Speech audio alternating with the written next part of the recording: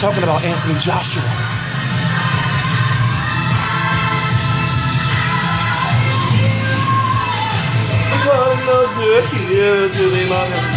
Is he the hero of the heavyweight division? 9-0 with 9 KOs. 2:53 Eastern Standard Time AM. Why did that just get me all? Maybe I'm getting fat again. Anyway, I'm T-Street Controversies. It's T-Street Controversy Live, and I cover boxing. If you don't know who Anthony AJ Joshua is, he is... What belt did he win? Was it like the WBC International or something? Anyway, long story short, he may be creeping toward a title shot in late 2015, early 2016. Now, a year is such a long time. A year can be a dramatic change to where your career once was and where it is now, or could be 1 year from now. David Price, 6 foot, what is he, 6'9", in very good shape. Hit him in the equilibrium, he goes down. Taking past the 7th round, good chance he'll gas. Anthony Joshua, we don't know, because he's been knocking everybody out, as he should be at this level. He gets a lot of heat because he's such a highly regarded prospect that people are already matching him up against David Haye and Tyson Fury and Dereck Chisora. But if you look at what he's doing, he's fighting fighters. For example, Michael Sprott, who's going to be fighting... Michael Sprott was in that tournament that Jason Gavin was in. If you don't know, Jason Gavin fought Deontay Wilder. So basically what I'm saying is that he's fighting fighters that... higher level fighters, higher ranked fighters than himself, Anthony Joshua, and fighters that have been longer in the sport longer. He's fighting those guys at earlier stages, about 10 fights earlier than the other guys have fought. For example, Robert Helenius has fought Michael Sprott. So what I'm saying is that he is somewhat taking an accelerated route. Remember, he's 25 years old. Happy belated to him. So they want to get him in heavyweight contention, definitely by the time he's 26, 27. Meaning championship contention. Now, at the top of the food chain is Vladimir Klitschko. He sparred with Vladimir Klitschko. Vladimir Klitschko is back to sparring since he had his injury after pulling out of the Kubrat Pulev fight. Big fight in which Vladimir could finally lose. He's also being stalked by Shannon Briggs, and I don't know where Shannon Briggs is getting his money. Like, eventually, Dean, a friend of mine on Facebook, we're talking about, like, soon he gonna get, like, a helicopter. He'll be like, hanging out the helicopter, like, yeah, where you going, Vladimir? Like, imagine him hanging out, like, the little thing out the helicopter. Like, yeah, I got you now, where you gonna fight me? Like, and he just looking up, like, Shannon, Shannon, leave me alone. Go fight someone else. Anyway, Anthony Joshua is good, ladies and gentlemen, he's good. He's a good heavyweight, but he's a prospect.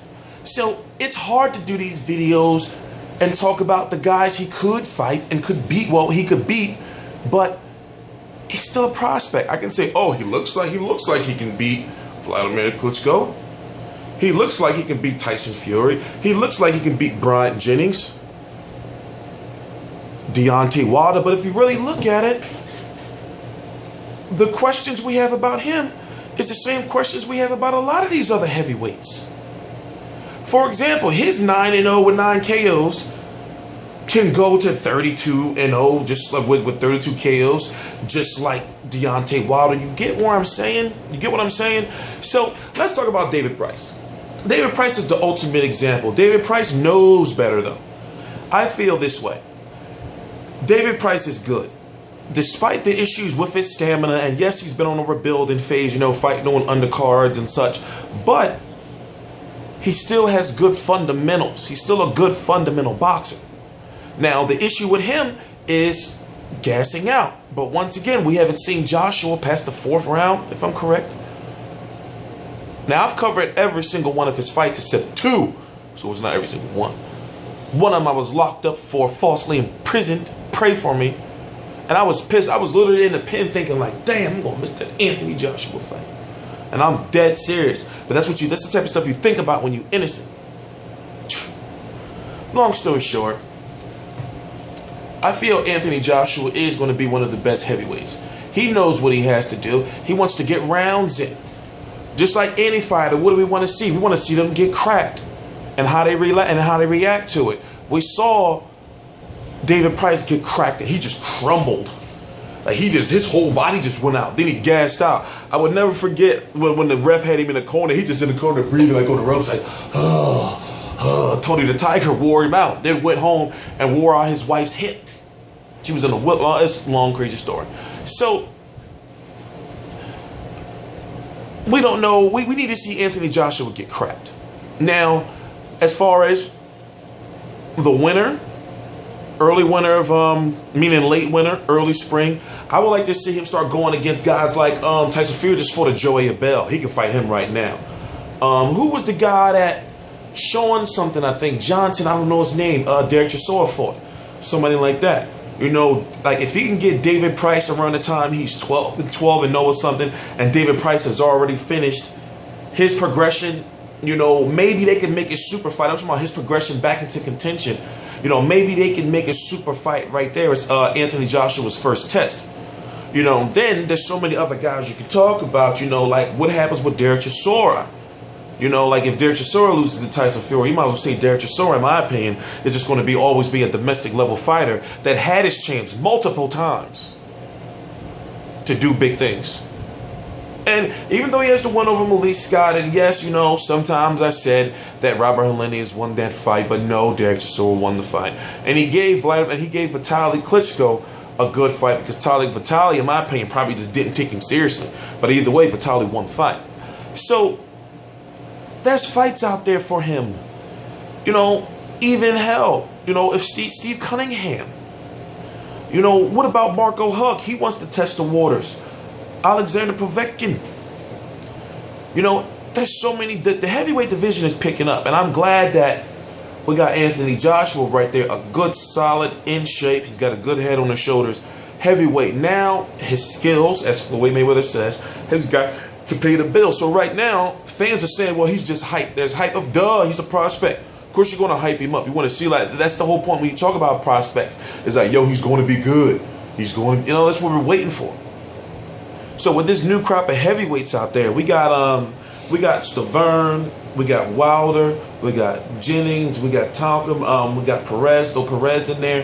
Who else? Andy Ruiz, Tyson Fury, Dereck Chisora, Kubrat Pulev, Alexander Ustinov, you know, even though Pulev beat him, you know, Marco Huck, who's supposed to be moving up, even though there's Johnny Nelson talk right there, Alexander Povetkin, and I'm sure I'm missing names, David Haye, like I'm sure I'm still missing names, and those are the names that can fight for the next 2 years at least. Those are names that are going to be around.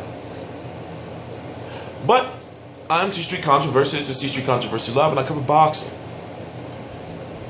I made the plan that I'm going to cover Anthony Joshua all the way up until he wins his first championship.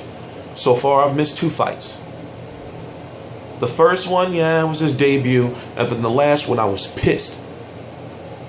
So if you don't know, he's going to be fighting Michael Sprott on November the 22nd on the undercard of Cleverly versus Bell U2.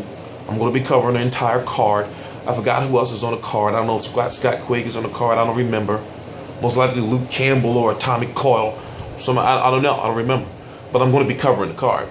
So my thing is, I'm your source for 24-hour boxing news. It's serious now. I have a like page right below.